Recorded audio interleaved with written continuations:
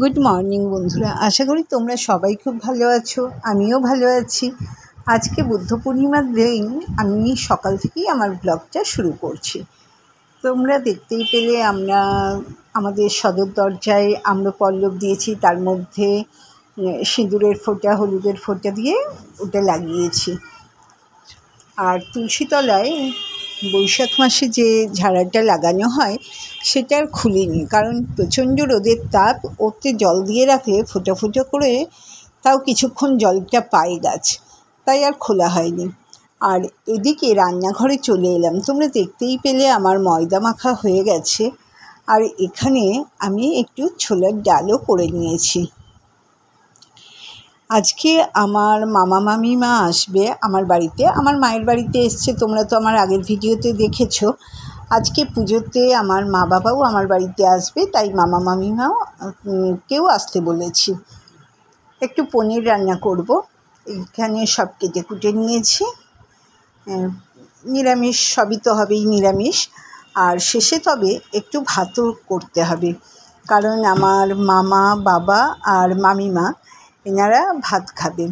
মামিমা এই কারণেই ভাত খাবে, যেহেতু শুক্রবার আবার সন্তোষী মায়ের পুজো করেন, সেই দিন আবার কিছুই খায় না। সেই জন্য বৃহস্পতিবার দিন যেহেতু এবার পড়েছে পূর্ণিমাটা, মামিমা নিরামিষ ভাতই খাবে। আমি একটু পনির তরকারিটা করে নেব, কারণ পুজোতে বসতে বসতে প্রায় 11:30 বেজে যাবে। তাই তারপরে পুজোর পরে রান্না করাটাই গরমের মধ্যে খুবই কষ্টের, তাহলে একটুও কথাও বলতে পারবো না আমি ওদের সাথে। তাই আমি সকাল দিকেই রান্নাটা করে নিচ্ছি। দেখো, একদিকে আমি আলুটা একটু ভেজে দেবো, পনিরে আলু দেবো। আর এদিকে না জল গরম বসিয়েছি, ওর মধ্যে আমি একটু চিনিও দিয়ে দিয়েছি, কারণ পনিরটা ভেজে আমি ওর মধ্যে ওগুলো দিয়ে দেব। আর এবার আলুটা তুলে নিয়ে সেই তেলের মধ্যে একটু ঘি মিশিয়ে দিলাম, দিয়ে ওই তেলের মধ্যে পনিরটা হালকা হালকা করে ভেজে নেব। আর ভাজার পরে আমি ওগুলো তুলে রাখবো ওই বাটির জলের মধ্যে, যে জলটাতে আমি চিনি মিশিয়ে রেখেছি। উষ্ণ গরম জলের মধ্যে এটা দিয়ে রেখে দিলে পনিরটাও বেশ নরম হবে, আর ওর মধ্যে একটা মিষ্টি স্বাদ ঢুকবে আর কি। সব পনিরগুলো ভেজে নেওয়ার পর কড়াতে তেলের মধ্যে আমি একটু গোটা গরম মশলা আর তেজপাতা ফোড়ন দিয়েছি। তারপর বেটে রাখা মশলাটা দিলাম। বেটে রাখা মশলা বলতে টমেটো, আদা আর কাঁচা লঙ্কা ছিল। এরপর একটু পোস্ত আর কাজু বাদামও দিয়ে দেবো। আগে ওই টমেটোর কাঁচা গন্ধটা চলে যাবে, তারপরে আমি দেবো এই কাজু আর পোস্ত বাটাটা দিয়ে ভালো করে নেড়ে চেড়ে নেব। আর এটা তো আমায় হালকা আছে নেড়েই যেতে হবে, কারণ কাজু বাদাম যেহেতু আছে ওটা কড়াতে লেগে যায়। ভালো করে কষে নেওয়ার পর আলুগুলো আমি দিয়ে দিলাম। আলুগুলো ভালো করে ভাজার ফলে ওটা প্রায় সেদ্ধই হয়ে গেছে। তাও আর একটু আমি নেড়ে ছেড়ে ওটাকে করে নেবো, নরম করে নেবো আলুটাকে। অল্প অল্প জল দিয়ে দিয়ে তারপর স্বাদ মতো লবণও দেবো। আর তোমরা দেখেছো আমি গুঁড়ো মশলা বলতে একটু কাশ্মীরি লঙ্কার গুঁড়ো দিয়েছিলাম, হলুদ দিয়েছিলাম, জিরে গুঁড়ো আর চিনি।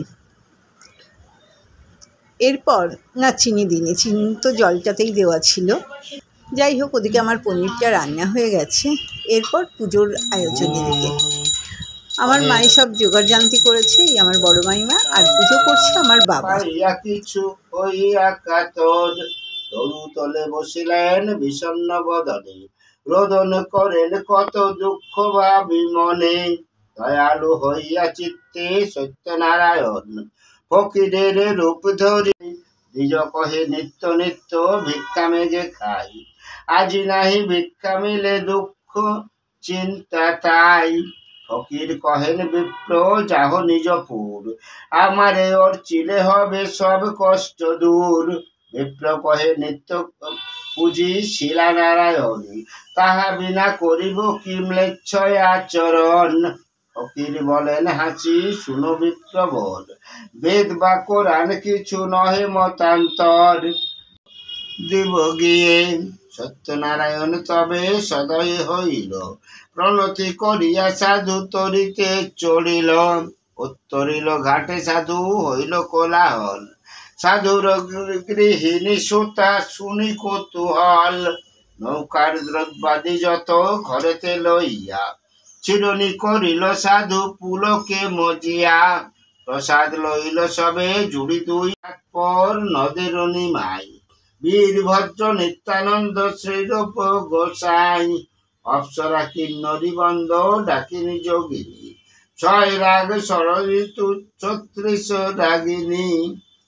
অতঃপর বন্দিনু রহিম রাম রূপ, ত্রিদশের নাথ বন্দ ভুবনের ভূপ। কোরআন কেতাবে আর কমলা সংহতি, সুবিখা পীরের পায়ে প্রচুর প্রণতি। অপর যতে পীর বন্দ জোর করে, ফণীন্দ্র নগেন্দ্র ইন্দ্র কাপে যার ডরে। পরে সত্য পীর বন্দি কহে দ্বিজ রাম, সাকিম বরদা বাটি যোধপুর গ্রামানন্দ সাধুরে সংকটে দিলে বর। পাশরণে প্রতিফল বন্ধন বিশেষে, ষষ্ঠে তুষ্ট হয়ে কষ্ট দূর কইলে শেষে। সপ্তমে সাধুর সনে পথে বিলম্বন, অষ্টমে অবলার অহং। যদি ভিডিওটা ভালো লাগে একটা লাইক করে কমেন্ট করো, আর তোমরা সবাই আমার সাথে থেকো, ভালো থেকো।